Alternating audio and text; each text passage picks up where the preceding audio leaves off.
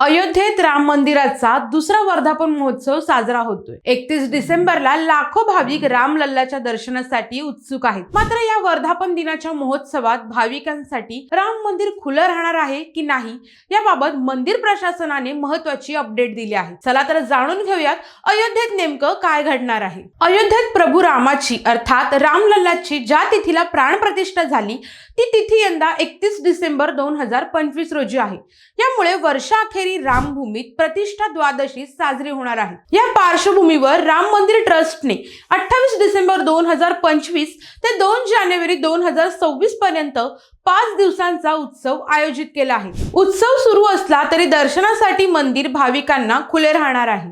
अगदी 31 डिसेंबरलाही भाविकांसाठी राम मंदिर पूर्णपणे खुलं राहील।